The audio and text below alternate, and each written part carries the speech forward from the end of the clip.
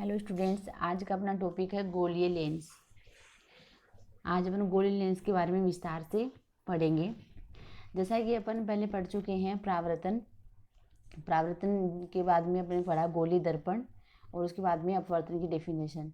तो जैसा कि अपन ने प्रावर्तन के लिए दर्पण के संदर्भ में जो कुछ पढ़ा है वो अपन को यहाँ पे ये लेंस के संदर्भ में पढ़ना है। तो आपने प्रावर्तन और दर्पण के बारे में समझ लिया, तो ऐसे मानो आपको दोबारा से रिवीजन करना है, सेम टू सेम वो ही की वो चीज़ है। तो आइए शुरू करते हैं। सबसे पहले आता है अपना लेंस। लेंस क्या होता है और उसके प्रकार। तो लेंस जो है, जो अपन यूज भी करते हैं, जैसे कि चश्मे में यूज आते हैं, वो लेंस ही होते हैं। तो उनके बारे में अपन को देखना है। तो लेंस का मतलब क्या है कि लेंस एक पारदर्शक मीडियम होता है जिसकी अपन आर पार देख सकें।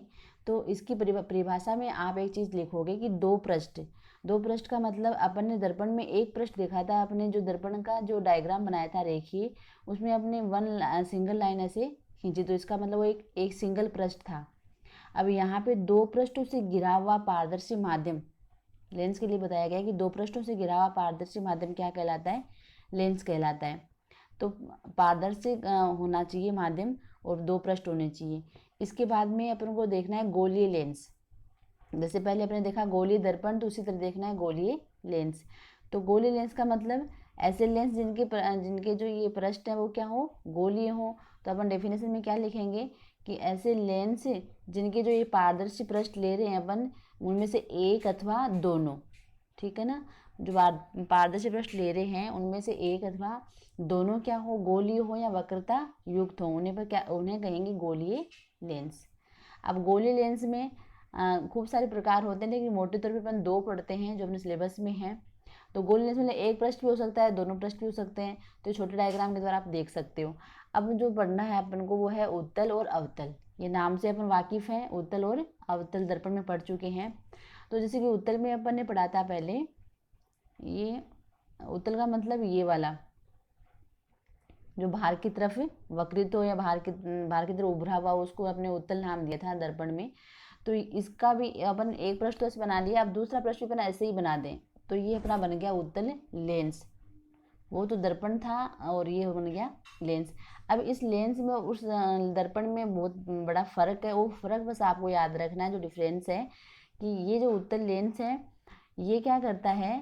प्रकाश को अभिसारित करता है, केंद्रित करता है, ठीक है ना। प्रकाश को केंद्रित करता है, इस चित्र में आप देख सकते हो। और जो जो उत्तल दर्पण पढ़ा था अपन ने, एक सिंगल पृष्ठ में पढ़ा था, वो प्रकाश को अपसारित करता है, वो फैलाता है। तो यहाँ पे जस्ट अपोजिट चलेगा उत्तल लेंस का, उत्तल दर्पण का, अवतल लेंस और अवतल दर्पण का। तो वो आप डिफरेंस समझ लोगे तो मान लो चैप्टर आपका पूरा क्लियर हो गया। तो आगे देखो, अब दूसरी डेफिनेशन। अब डेफिनेशन अपन छोटी क्लास में पढ़ चुके हैं उत्तल लेंस की, कि ऐसे गोलीय लेंस जो बीच में से तो क्या होते हैं? मोटे, और किनारों पे क्या होते हैं? चपटे होते हैं, या कम संकरे होते हैं, कम मोटे होते हैं। तो वो कहलाते हैं उत्तल लेंस। डायग्राम में अपन उसको इस तरह से शो करते हैं। तो आगे दूसरा है अवतल लेंस। अवतल लेंस का मतलब इसका उल्टा जस्ट, कि ऐसे गोलीय लेंस जो किनारों पर तो होते हैं मोटे और बीच में से होते हैं पतले। अब इनकी प्रकृति क्या है? जैसे अवतल दर्पण अपन बनाते थे वैसा ही अपन ने बना दिया, जैसे ये बना दिया अपन ने, ठीक है। अब ऐसे दो पृष्ठ बना दिए, कितने बना दिए? दो पृष्ठ बना दिए, तो अपना उत्तल लेंस अवतल लेंस बन गया। अब अवतल लेंस और अवतल ये दर्पण, ठीक है। सरफेस तो समझ में आ जाएगा, लेकिन इनकी जो प्रकृति है वो दोनों की अलग अलग है। अवतल लेंस क्या करेगा? अवतल लेंस जो है प्रकाश को फैलाने का काम करेगा, जिसमें लिखा भी है, इनको अपसारी लेंस कहते हैं, अपसारी प्रकृति के होते हैं। और अवतल जो दर्पण है वो क्या करता था? प्रकाश को केंद्रित करता था, जो अपने अच्छे पीछे पढ़ रखा है, ठीक है। तो ये यंत्र आप अच्छे से याद रखोगे। अब अपन टॉपिक शुरू करते हैं अपना आगे का। अब जैसा कि अपने अवतल दर्पण के लिए जो परिभाषाएं पढ़ी थी वो सेम टू सेम परिभाषाएं अपन को गोलीय लेंस के लिए भी देखनी है। इसमें थोड़ा अंतर ये रहेगा कि इसमें दो पृष्ठ होने के कारण, है ना। इस परिभाषा को आप ऐसे समझोगे, जैसे कि पहली परिभाषा है अपने पास वक्रता केंद्र, तो अभी अपने उत्तल लेंस का डायग्राम देखा, अब उत्तल लेंस का डायग्राम बनाया अपन ने, जैसे कि अपने दर्पण में देखा था कि एक पृष्ठ है तो एक गोलीय कोष को काट के उसको बनाया जाता है। यहाँ दो पृष्ठ हैं तो दो गोलीय कोषों को एक दूसरे पे अध्यारोपित करके ऐसे रखा जाता है और उनको काट के बीच वाले पोर्शन से उत्तल लेंस या अवतल लेंस बनाए जाते हैं। मतलब उसमें कितने गोलीय कोष काम आ रहे हैं, जो ये आपको गोले दिख रहे हैं रिंग टाइप में, ये हैं गोलीय कोष जिनको काट के बनाया जाता है। तो इनके दो हैं, दो गोलीय कोष हैं। तो इन अपन ने क्या बोला है कि गोलीय कोष का केंद्र बिंदु ही उसका वक्रता केंद्र कहलाता है। तो यहाँ पे सबसे मोटा फर्क ये रहेगा कि यहाँ पे दो वक्रता केंद्र रहेंगे और दर्पण में एक ही वक्रता केंद्र था, क्योंकि एक ही पृष्ठ था। तो यहाँ पे दो वक्रता केंद्र हैं, इसलिए इसको एक को तो बोलेंगे अपन C1 और दूसरे को बोलेंगे अपन C2। ठीक है, ऐसा ही अपन अवतल लेंस के लिए देखेंगे। अवतल लेंस में क्या होता है, ऐसे पृष्ठ अंदर की तरफ धसे भी होते हैं ना, तो यहाँ पे अपन दो गोलियों को थोड़ा ऐसे इस प्रकार रखेंगे, अध्यारोपित न करके ऐसे दूर होते हैं और उनको बाद में ऐसे बना दिया जाता है। तो ये बन गया अपना अवतल लेंस।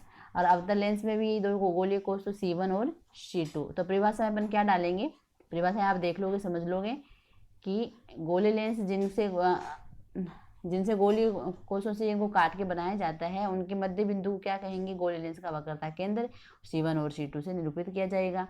दूसरा अपना प्रकाशिक केंद्र। प्रकाशिक केंद्र का मतलब जैसे देखा था कि दर्पण का मध्य बिंदु क्या कहलाता है, उसका ध्रुव P कहलाता है। तो इसी प्रकार लेंस का मध्य बिंदु, उसको नाम दिया गया प्रकाशिक केंद्र। क्या नाम दिया गया, प्रकाशिक केंद्र। इसके मध्य में जो खाली स्पेस है उसको अपन शो करेंगे कि इसके ऊपर, ठीक है ना, दिखने में दिख रहा है खाली स्पेस, वो पूरा मिरर होगा, जैसे छोटा कांच का टुकड़ा होता है वैसे लेंस मतलब पारदर्शी माध्यम होगा। तो प्रकाशिक केंद्र का मतलब क्या समझे, लेंस का मध्य बिंदु प्रकाशिक केंद्र कहलाता है। इसको किसे लिखेंगे, ऑप्टिकल से हो गया तो O से लिखा जाएगा। इसको बोलेंगे कर्वेचर सेंटर वक्रता केंद्र को। अब नेक्स्ट देखो मुख्य अक्ष। तो मुख्य अक्ष भी क्या होती है, वो परिभाषा है। तो यहाँ पे बस अंतर रहेगा O का, कि जैसे उसमें दर्पण में दिखा था अपने P और C व P से गुजरने वाली मध्य रेखा, इस लेंस में बोल देंगे C और O से गुजरने वाली जो मध्य रेखा है, उनसे गुजरने वाली सीधी रेखा है, उसे अपन क्या कहेंगे, इसका मुख्य अक्ष कहेंगे लेंस का। अब है मुख्य फोकस। तो मुख्य फोकस भी वही है। मुख्य फोकस में अपन ने क्या बताया था कि मुख्य अक्ष से समांतर आने वाली प्रकाश की किरणें अब परावर्तन में दर्पण में अब परावर्तन के पश्चात जिस बिंदु पे मुख्य अक्ष की जिस बिंदु पे मिल जाती है उसे क्या कहेंगे, मुख्य फोकस कहेंगे। अब लेंस में अपन क्या बताएंगे, लेंस में बताएंगे मुख्य अक्ष के समांतर आने वाली प्रकाश की किरणें। नीचे वाला डायग्राम देखोगे, ये मुख्य अक्ष है लेंस का और ये मुख्य समांतर आने वाली प्रकाश की किरणें हैं, ये अपवर्तन लिखेंगे। अब यहाँ पे अपन परावर्तन नहीं लिखेंगे। अपवर्तन के पश्चात मुख्य अक्ष के जिस बिंदु पे एक दूसरे से मिल जाती हैं उसे अपन क्या कहेंगे, उसका मुख्य फोकस कहेंगे। तो यहाँ जैसे अपन C1 और C2 देखा था, सेम उसी प्रकार यहाँ पे क्या होगा, F1 और F2 होगा। C1 के जो आधी दूरी पे अपन लिखेंगे F1 मतलब पहला प्रकाशिक केंद्र, और ये इसको लिख दिया अपन सॉरी फोकस बिंदु, और दूसरा लिख दिया F2। तो यहाँ पे इसका मतलब क्या हुआ, ये जो दो पृष्ठ हैं इन दोनों पृष्ठों का अलग अलग गोलीय कोष है ना, तो जैसे वक्रता केंद्र अलग अलग है तो इस पृष्ठ का तो ये फोकस बिंदु हो गया F2, इस पृष्ठ का फोकस बिंदु हो गया F1। तो फोकस बिंदु भी क्या रहेंगे, अलग अलग रहेंगे, F1 और F2। ठीक है। अब दूसरा इसके बाद में अपन को देखना है, मतलब फोकस दूरी वक्रता त्रिज्या तो एकदम से सेम ही है, आप लिख सकते हो आराम से कि फोकस दूरी का मतलब क्या है, प्रकाशिक केंद्र O और जो F है उसके बीच की दूरी को क्या बोल देंगे अपन, फोकस दूरी बोल देंगे। O और F के और C और O के बीच की दूरी, ठीक है ना, वक्रता केंद्र और प्रकाशिक केंद्र के बीच की दूरी को बोल देंगे वक्रता त्रिज्या, जिसको यहाँ पे लिखा नहीं है, वक्र फोकस दूरी लिखी हुई है। और द्वारक जो है, द्वारक के जैसे कि मैंने दर्पण में बताया था कि दर्पण का जो एक्टिव पार्ट है, सक्रिय भाग है, उसको अपन द्वारक कहेंगे, जो प्रकाश का परावर्तन करता है। इसमें वैसे लिख देंगे कि लेंस का जो सक्रिय भाग है, जो प्रकाश का क्या करता है, अपवर्तन करता है, वो भाग क्या कहलाएगा, उसका द्वारक कहलाएगा। ठीक है। अब आगे देखेंगे अपन, आगे जैसे अपन ने क्या पढ़ा था कि गोलीय दर्पण से परावर्तन के नियम, ये अपनी हेडिंग थी। तो उसको अपन ये भी बोल सकते हैं कि महत्वपूर्ण किरण आरेख भी बोल सकते हैं, जो अपने प्रतिबिंब निर्माण में काम में आते हैं। तो यहाँ पे जैसे हेडिंग थोड़ी सी चेंज कर दी, मैंने कि गोलीय लेंस के लिए महत्वपूर्ण किरण आरेख, या इसको ये बोल सकते हैं कि गोलीय लेंस के लिए अपवर्तन के नियम वो अलग है। तो यहाँ पे इनको किरण आरेख भी बोल सकते हैं कि ये आपको समझना है, किस लिए, क्योंकि अपन प्रतिबिंब निर्माण में काम लेने वाले हैं। तो ये सेम वही हैं जो अपन ने दर्पण के लिए देखे थे, लेकिन यहाँ डायग्राम में अंतर रहेगा। पहला है अपना गोलीय लेंस, सॉरी ये जो उत्तल दर्पण से पहला देखेंगे अपन। तो जो मुख्य अक्ष के समांतर आने वाली प्रकाश किरण है ना। तो पहले डायग्राम में क्या दिखा रखा है कि मुख्य अक्ष के समांतर आने वाली प्रकाश की किरण जो है वो अपवर्तन के पश्चात कहाँ से गुजरेगी, मुख्य फोकस में से। वो लैंग्वेज लिखनी है, मतलब वो ध्यान में रखना आपको। डायग्राम में आप अपवर्तन में आगे की तरफ दिखाओगे, F2 से गुजरता हुआ दिखाओगे। और दूसरा आपने देखा था, इसका उल्टा कर दो। दूसरा है यहाँ पे, अगर प्रकाश की किरण फोकस में से आ रही है तो वो अपवर्तन के साथ समांतर चली जाएगी। और तीसरा, यदि प्रकाश की किरण प्रकाश के केंद्र में से आ रही है तो वो सीधी जाएगी, जैसा कि मुख्य अक्ष पे सीधी चल रही थी ना उसमें पी से गुजरने वाली, तो यहाँ वक्रता केंद्र से गुजरने वाली। तो यहाँ पे जो ओ से गुजरेगी प्रकाश के केंद्र से, वो सीधी की सीधी गुजर जाएगी। ठीक है, उसका अपन को ऐसे एंगल नहीं चेंज नहीं करना। तो ये 3 नियम है, चौथा नियम नहीं है इसमें। ये अपन देख लेंगे अवतल लेंस के लिए। तो अवतल लेंस का अपन क्या बनाएंगे, बस प्रकृति ध्यान में रखनी है इनकी अपन को कि प्रकाश को फैलाता है। तो अवतल लेंस में अपन ये डायग्राम जो छोटे छोटे दिख रहे हैं आपको कि समांतर आएगी, वो फोकस में से जाएगी, तो ये प्रकाश को फैलाती है। तो ये फोकस की वजह से तो मिलेगी नहीं, ये क्या मिलेगी, आभासी रूप से मिलेगी। तो उसको अपन पीछे की तरफ डॉट डॉट में बढ़ाएंगे तो ये दर्पण लेंस के बाईं ओर इधर इसका F1 वाले पॉइंट पे ये मिलेंगी। तो इसका आभासी फोकस बिंदु होता है। दूसरा अपन देखेंगे कि मुख्य फोकस में से गुजरने वाली प्रकाश की किरण इस समांतर चली जाती है, तो समांतर दिखा दी अपन ने। ठीक है, ये मुख्य इसके समांतर हो गई। और तीसरा है प्रकाश के केंद्र में से जाने वाली सीधी, प्रकाश के केंद्र में से जाने वाली की दिशा जो सीधी की सीधी रहेगी। ये है अपना किरण आरेख। इनको ध्यान में रखते हुए अपन बनाएंगे प्रतिबिंब निर्माण वाले डायग्राम। तो वो प्रतिबिंब निर्माण में आपको क्या अंतर समझना है कि अपन ने जो अवतल दर्पण के लिए जो प्रतिबिंब निर्माण देखा था, है ना, जो अपने सारणी समझी थी, वो अपन को देखना है यहाँ पे उत्तल लेंस के लिए, क्योंकि इनकी प्रकृति विपरीत हो गई ना। जो प्रकाश को केंद्रित करता है उसकी तो है 6 कंडीशन। कितनी है, 6 सिचुएशन है कि वस्तु को अपन यहाँ पे रखें तो प्रतिबिंब यहाँ पे बनेगा, वस्तु छोटा बड़ा जो है। तो जो प्रकाश को केंद्रित कौन करते हैं, सॉरी अवतल दर्पण प्रकाश को केंद्रित करता है ना, और उत्तल लेंस प्रकाश को केंद्रित करता है। तो इनकी प्रकृति सेम है। तो यहाँ पे उत्तल लेंस का और अवतल दर्पण का सेम चलेगा प्रतिबिंब निर्माण। मतलब इसमें भी 6 कंडीशन रहेंगी, 6 सिचुएशन पढ़ेंगे अपन, और इसमें भी 6 पढ़ी थी, है ना। तो इस वाली जो कंडीशन है सेम टू सेम कंडीशन है इसकी है, आपको केवल डायग्राम का अंतर समझना है। और C1 C2 F1 F2 वाला ध्यान में रखना है। यहाँ पे एक बात और समझनी है आपको, डायग्राम में इसमें नहीं दिखाया, मैंने आगे चिन्ह परिपाटी वाले में दिखाया है आपको।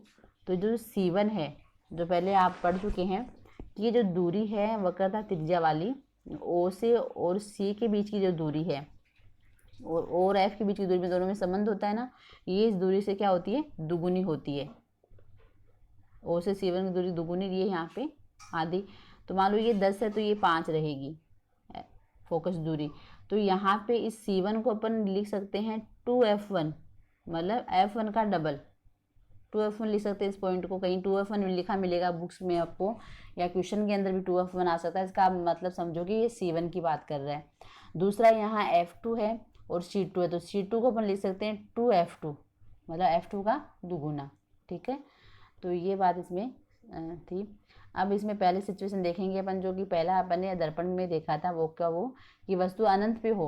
तो आपको याद होगा वस्तु अनंत पे है तो प्रतिबिंब कहाँ बनेगा, मुख्य फोकस पे बनेगा, पता है आपको।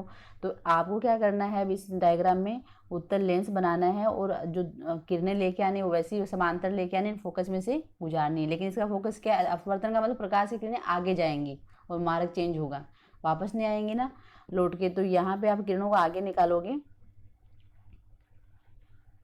सेकेंड, हाँ, तो यहाँ पे ये जो किरण आगे आ रही हैं यहाँ फोकस बिंदु पे मिल जाएंगी। तो फोकस बिंदु पे वस्तु का क्या बनेगा, प्रतिबिंब बनेगा। कैसा बनेगा, वही बिंदुनुमा, और प्रकृति क्या होगी, वास्तविक और उल्टा। ठीक है। दूसरा इसका उल्टा कर दो। दूसरा अपन ने पढ़ा था मुख्य फोकस पे। तो मुख्य फोकस पे वस्तु रखी हुई है, तो एक तो किरण लेके आएंगे अपन समांतर, और एक लेके आ जाएंगे प्रकाशिक केंद्र में। जो समांतर है उसको तो फोकस में से गुजार देंगे, है ना। जो अपने रूल ध्यान में तो अपन डायग्राम अच्छे से बना लेंगे कि जैसे कैसे किरण लेके आई उसको कहाँ से निकालना है, वैसे आप उसको बना दो। तो दूसरा अपन प्रकाशिक केंद्र से लेके आए, तो प्रकाशिक केंद्र वाली किरण को ऐसे सीधा जाने दो। तो अब ये किरणें जो है आगे की तरफ तो मिलेंगी नहीं, आगे की मतलब मिलती हुई दिखाई नहीं देंगी अपन को, आगे की तरफ मिलेंगी, अनंत में जाके मिलेंगी। तो प्रतिबिंब कहाँ बनेगा इसका, अनंत में बनेगा। और कैसा बनेगा, अनंत में जहाँ किरणें मिलेंगी तो बहुत बड़ा बनेगा। ठीक है, वस्तु से बड़ा बनेगा और वास्तविक और उल्टा बनेगा। तीसरी कंडीशन अपन लिख सकते हैं इसमें, वही C1 से परे, मतलब वक्रता केंद्र से अपन थोड़ा दूर रख दें इसको। तो वक्रता केंद्र को अपन क्या बोलेंगे, वक्रता केंद्र को यहाँ 2F1 भी बोल सकते हैं। तो कंडीशन आ सकती है वस्तु को 2F1 से परे रखने पे। तो सारणी में मैंने उसको लिखा है, तो आप साथ साथ में उसको भी समझ लोगे। तो C1 से परे रखेंगे अपन, तो प्रतिबिंब अपना कहाँ बना था, अवतल दर्पण में, C और F के बीच में। तो यहाँ पे क्या लिखेंगे अपन, F2 इधर बनेगा, तो F2 और C2 के बीच में ये अंतर रहेगा, F2 और C2 के बीच में बनेगा। एक किरण लेके आनी है समांतर और दूसरी लेके आनी है प्रकाशिक केंद्र में से। ठीक है ना। पहले डायग्राम में खाली समांतर किरणें लेके जानी है जहाँ वस्तु अनंत पे रखी हुई है। दूसरे डायग्राम में एक समांतर एक प्रकाशिक केंद्र में से, वस्तु फोकस पे रखी तो C1 से परे रखी तो भी एक समांतर किरण लानी है और एक लानी है प्रकाशिक केंद्र में से। तो यहाँ से वस्तु का प्रतिबिंब बन गया अपना F2 और C2 के बीच में, वस्तु से छोटा और वास्तविक और उल्टा। इसकी अगली कंडीशन इसका उल्टा कर देंगे कि वस्तु का रख दो C1 और F1 के बीच में। ठीक है। तो C1 और F1 के बीच में वस्तु को रखेंगे, तो वही प्रकार एक किरण तो लेके आनी है अपन को समांतर, एक किरण लेके आनी है प्रकाशिक केंद्र में से। तो ये किरणें उनको मिलाएंगे तो अपन C2 से परे प्रतिबिंब कैसा बनेगा अपना, वस्तु से बड़ा। और सिचुएशन क्या कहाँ बनेगा, C2 या इसको लिख सकते हैं अपन 2F2 से परे बनेगा। ठीक है, और वास्तविक और उल्टा। अगला, अगर वस्तु को अपन वक्रता केंद्र पे ही रख दें, C1 पे रख दें, तो C1 पे रखेंगे तो प्रतिबिंब C2 पे ही बनेगा, जो वक्रता केंद्र पे बनेगा वो अपन लिखेंगे इसको C1, इसको लिखेंगे C2, या लिखेंगे 2F1 पे वस्तु रखने पे 2F2 पे प्रतिबिंब बनेगा। ठीक है, तो आगे की तरफ बनेगा। तो यहाँ पे मतलब जो वही किरणें जो निकालनी है, एक तो समांतर लानी है, एक प्रकाशिक केंद्र में से लानी है। ठीक है।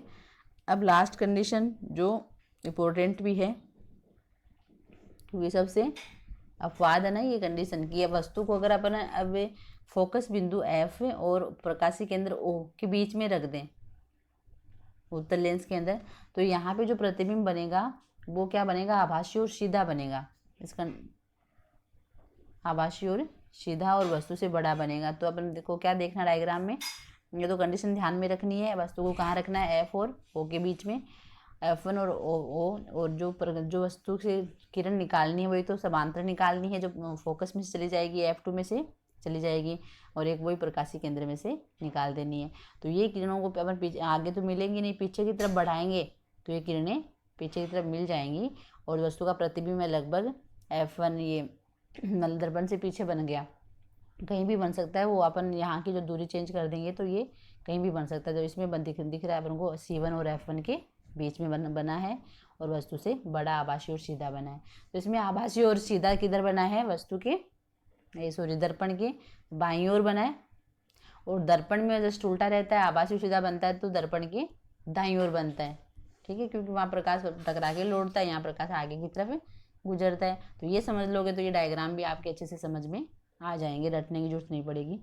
अब आगे देखो, दूसरा है अवतल लेंस से। अवतल लेंस में खाली दो कंडीशन है है ना, क्योंकि एक कंडीशन तो अनंत की हो गई, अनंत पे वस्तु दिखाई नहीं दे रही, तो वो की अनंत पे वस्तु रखी हुई है, तो प्रतिबिंब बनेगा अपना मुख्य फोकस पे और बिंदुनुमा बनेगा। तो ये प्रकाश को फैलाता है, तो मुख्य फोकस पे इसको मतलब F2 तो ये मिलेंगी नहीं, इनको पीछे की तरफ बढ़ाएंगे अपन, तो ये F1 पे मिलती हुई प्रतीत होंगी। तो यहाँ पे बिंदुनुमा प्रतिबिंब बनेगा। इसके लिए आप लिखोगे आभासी और सीधा। ठीक है। दूसरा, अपन वस्तु को कहीं भी रखेंगे, जो पीछे की 5 कंडीशन पड़ी, उन 5 कंडीशन पर वस्तु को रख के देखेंगे तो वस्तु का प्रतिबिंब छोटा ही बनता है ना, और एक ही जगह पे बनता है, जहाँ मतलब F1 अपन आगे वाला डायग्राम में समझेंगे। देखो ये वाला, जैसे वस्तु का प्रतिबिंब इसमें दिख रहा है आपको, यहाँ पे बना हुआ है छोटा सा, F1 और O के बीच में, प्रकाशीय केंद्र मुख्य फोकस के बीच में बना हुआ है। तो वस्तु को अपन C1 से परे रख दो, C1 पे रख दो, C और F1 के बीच में रख दो, है ना, और यहाँ पे F1 और O के बीच में रख दो। प्रतिबिंब कहाँ बनेगा? F1 और O के बीच ही बनेगा। इसलिए इनको 5 को एक जगह बना के एक ही कंडीशन के रूप में बताया है कि वस्तु को अनंत और प्रकाशीय केंद्र के बीच में कहीं पर भी रख दो। दूसरी कंडीशन इसकी ये रहेगी, अनंत और प्रकाशिक केंद्र के बीच में। इसमें 5 कंडीशन जो पीछे पड़ी है वो पूरी क्या है, इसमें एडजस्ट है। तो इसमें प्रतिबिंब कैसे बनेगा? किरण को तो समांतर लेके जाना है एक किरण को, तो एक किरण को निकालना है प्रकाशिक केंद्र में से, तो समांतर लेके जाएंगे, वो प्रकाश किरण से फैल जाएगी, प्रकाशिक केंद्र वाले सीधी चली जाएगी। अब इन किरणों को, अब इस जो ऊपर की तरफ फैली है किरण, उसको अपन पीछे की तरफ बढ़ाएंगे, तो ये प्रकाशिक केंद्र से गुजरने वाली रेखा को यहाँ से काटेगी। ठीक है, तो क्योंकि ये आगे की सीधी जा रही है, तो उस किरण को पीछे की तरफ बढ़ाएंगे तो भी यही दिशा आनी है ना, इसलिए यहाँ पे डॉट डॉट अपन को बनाओ चाहे मत बनाओ, इसके ऊपर ही रहेगी। तो ये अपन ये दोनों किरणें यहाँ पे एक दूसरे से मिल रही हैं, तो यहाँ पे अपन उसका प्रतिबिंब प्राप्त हो जाता है। मुख्य से मिला देंगे तो कैसा प्रतिबिंब प्राप्त होता है? वस्तु से छोटा और आभासी और सीधा, ठीक है, और लेंस के बाईं ओर। आभासीता इसमें यही रहेगा, आभासीता का मतलब लेंस के बाईं ओर। ठीक है, तो आई होप समझ में आ गया होगा आपके। अब ये आपकी सारणी है, इसको आप नोट कर लेना और इसको से समझ लेना। सारणी में अपन ने एक जगह रख दिया है, मतलब इससे आपका लॉजिक ध्यान में हो गया। ठीक है, आप उसको नोट आउट कर लेना। अब देखो चिन्ह परिपाटी, तो चिन्ह परिपाटी भी वही है। चिन्ह परिपाटी में थोड़ा अंतर, दर्पण मतलब लेंस और दर्पण के लिए अपन जो फोकस दूरी लेंगे उसमें अंतर रहेगा, और प्रतिबिंब दूरी लेंगे उसमें अंतर रहेगा। तो नियम वही है कि वहाँ पे अपन ने क्या पढ़ा था चिन्ह परिपाटी के लिए, कि जो दूरियों का मापन अपन कहाँ से करते थे? दर्पण में ध्रुव बिंदु से करते थे, जिसके लिए आपको मैंने समझाया हुआ है कि इसको आप मतलब किस ग्राफिक विधि से आपको समझाया हुआ है कि मान लो ये तो इसका ग्राफ बनाते हैं अपन, ये अक्ष होता है, ये वाई डैश मतलब वाई डैश होता है, ये अक्ष और अक्ष डैश। तो यहाँ पे दूरी पॉजिटिव राइट साइड में, और इधर दूरी अपन लेंगे निगेटिव अक्ष पे, और वाई अक्ष पे ऊपर की तरफ दूरी लेंगे अपन पॉजिटिव और नीचे की तरफ दूरी लेंगे निगेटिव। तो ये कहीं इसमें लागू होता है लेंस के लिए, तो अपन यहाँ लिख देंगे कि लेंसों में दूरियों का मापन वो प्रकाशिक केंद्र से किया जाता है। दूसरा, जो अपन जो प्रकाश आपतन की दिशा ये कि हम परावर्तन में भी यही बात थी कि प्रकाश जो आ रहा है, जैसे कि ये लेंस है अपना, और प्रकाश के आने की जो दिशा है आपतन प्रकाश की, उस दिशा में मापी गई दूरियां तो क्या होती हैं? धनात्मक, और उसके विपरीत में क्या होती हैं? ऋणात्मक। कहने का मतलब प्रकाश की किरण ऐसे आ रही है, तो आने की दिशा की आपतन प्रकाश की दिशा क्या है? आगे जा रही है ना, ये तो मतलब कौन सी दिशा में जा रही है? ये दाईं मतलब दाईं या राइट साइड में जा रही है आगे की तरफ। तो यहाँ प्रकाश केंद्र O है, इसके राइट साइड में यहाँ दूरी अपन क्या लेते हैं? धनात्मक। तो वो ग्राफिक विधि में भी यही बात है ना कि इसके इधर अपन धनात्मक, लेकिन इसमें अपन लेंस के अंदर प्रयोग के अंदर वस्तु को इधर रख दिया मान लो, या फिर प्रकाश की किरण इधर से आ रही है, दाईं ओर से राइट साइड से आ रही है, तो अब थोड़ा उल्टा हो जाएगा कि यहाँ पे जो दूरी होगी वो तो प्रकाश आपतन प्रकाश की दिशा में दूरी क्या हो जाएगी? देखो ये पॉइंट ये बता रहा है कि आपतन प्रकाश की दिशा अगर यूं है, ऐसे अपन डायग्राम में ऐसे बनाते आए हैं, मतलब अपने बाईं तरफ लिखा है, कार्तिकी पद्धति के हिसाब से अपन प्रयोगों में यही अपनाएंगे। तो प्रकाश की दिशा अपनी है लेफ्ट टू राइट, तो यहाँ पे जहाँ जिधर जा रहा है आगे की तरफ, तो राइट की साइड जा रहा है, तो यहाँ पे दूरी आ जाएगी धनात्मक, और इसके विपरीत इसका हो गया पीछे का हिस्सा लेफ्ट हैंड की तरफ, तो ये यहाँ दूरी ले लेंगे ऋणात्मक। अगर प्रकाश की किरण को ऐसे आते हुए दिखा दिया, यूं इस तरफ से आते हुए दिखा दिया, तो यहाँ ये जा रही है राइट टू लेफ्ट, तो लेफ्ट साइड में तो हो जाएगा धनात्मक और राइट साइड में हो जाएगा ऋणात्मक। इसका मतलब ये है। तो इसको ऐसे लिखा जाता है कि आपतन प्रकाश की दिशा में मापी की दूरियां तो क्या होती है धनात्मक, और विपरीत दिशा में मापी की दूरियां होती हैं ऋणात्मक। लेकिन अपन कार्तीय की पद्धति में अपन ज़्यादातर क्या करते हैं, वस्तु को प्रयोगों में अपन बाईं ओर दर्शा के न्यूमेरिकल वगैरह हल करते हैं। तो आपको जो दर्पण में दूरियां को समझाया था वो इसमें रहेगा कि यहाँ दूरी देखो, अब मुख्य अक्ष के, ठीक है, मतलब जो आपको बताया था कि इस साइड तो दूरी क्या हो जाएगी धनात्मक, अगर वस्तु इधर रखी हुई है तो, और इस साइड दूरी हो जाएगी ऋणात्मक, है ना। जो अपन दर्पण में काम लिया था, जैसे यू है, यू का मान अपन ऋणात्मक काम में लिया था दोनों दर्पणों के लिए, तो वैसे ही आपको दोनों लेंसों के लिए, चाहे अवतल हो चाहे उत्तल हो, दोनों के लिए यू का जो प्रतिबिंब जो बिंब दूरी है उसके लिए अपन मान लेंगे ऋणात्मक, ठीक है ना। तो वही चीज़ आपको इसमें आगे करनी है। तो पहले दूसरा आगे जो है मुख्य अक्ष के ऊपर की ओर वाई डैश वाली बात करेंगे। अब जो वस्तु की ऊंचाई का मापन करना होगा तो उसके लिए अपन क्या करेंगे कि मुख्य अक्ष के ऊपर की और दूरी को मान लेंगे अपन धनात्मक और नीचे की तरफ लेंगे अपन ऋणात्मक, ठीक है। तो इसे अपन वस्तु के और प्रतिबिंब की क्या नापेंगे, ऊंचाई।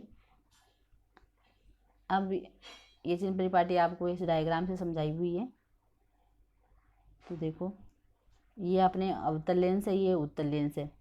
तो अपन वस्तु को तो अपन कहाँ रख रहे हैं, बाईं ओर रख रहे हैं, लेफ्ट साइड रख रहे हैं। तो इधर यू तो क्या हो गई, ये प्रतिबिंब दूरी कहलाती है, अपन पढ़े हुए हैं, यू का मतलब प्रतिबिंब दूरी। तो ये क्या रहेगी, ऋणात्मक रहेगी दोनों के अंदर।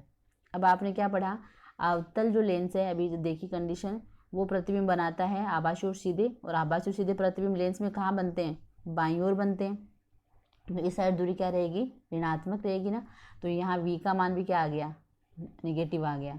जबकि उत्तल जो था ना, अब उसमें थोड़ा आवाज समझा गया कि उत्तल जो दर्पण था उसके लिए v का मान क्या था, धनात्मक, और अवतल के लिए क्या था, ऋणात्मक, है ना, क्योंकि प्रतिबिंब इस साइड बनते थे।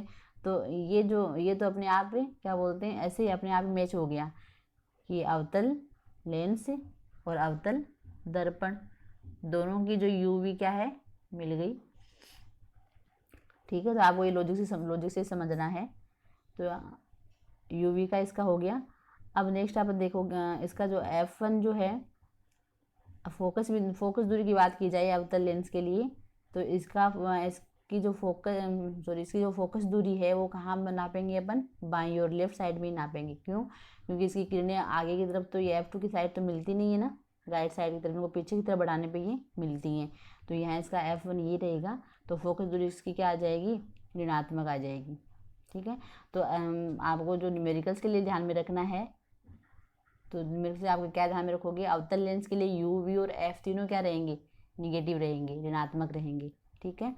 अब दूसरा अपन देखेंगे उत्तल लेंस के अंदर। तो उत्तल लेंस में अपन यू का मान तो निगेटिव ही लेंगे, वस्तु को बाईं ओर रखेंगे, और वी का मान जो प्रतिबिंब दूरी है उसमें जो अपन देखी 5 कंडीशन देखी, वस्तु का प्रतिबिंब बनता है वास्तविक। तो वास्तविक के लिए यहाँ क्या आ जाएगा, वास्तविक का मतलब आप समझोगे कि प्रतिबिंब कहाँ बन रहा है, दाईं ओर राइट साइड में बन रहा है। तो वास्तविक का मतलब यहाँ लोगे आप, ये अंतर रहेगा न्यूमेरिकल्स में। वास्तविक के लिए लोगे आप धनात्मक, है ना, जैसे ये प्रतिबिंब दिख रहा है आपको। और एक कंडीशन में देखा था कि प्रतिबिंब वस्तु से बड़ा और आभासी ऐसे बनता है, तो वहाँ पे v का मान अपन लेंगे ऋणात्मक, तो वो हो गया आभासी। तो आभासी के लेंगे ऋणात्मक और वास्तविक के लेंगे धनात्मक। जबकि दर्पण में इसका उल्टा था, है ना। दर्पण में वास्तविक का मतलब दर्पण की ओर ही प्रतिबिंब बनना लेफ्ट साइड में, तो वहाँ वास्तविक का मतलब अपने v का मान ले लेते ऋणात्मक, और आभासी से v का मान ले लेते अपन धनात्मक, ठीक है। बस ये अपना टॉपिक हो गया। अब अपन नेक्स्ट वीडियो में देखेंगे ये जैसे दर्पण सूत्र पढ़ा वैसे ही अपन लेंस सूत्र पढ़ेंगे, और न्यूमेरिकल्स देखेंगे और लेंस क्षमता देखेंगे, ठीक है। एक छोटा सा इसमें छूटा हुआ है दर्पण, गोले दर्पण के उपयोग, वो भी अपन मैं नेक्स्ट वीडियो में आपको बता दूंगी। Thank you for watching.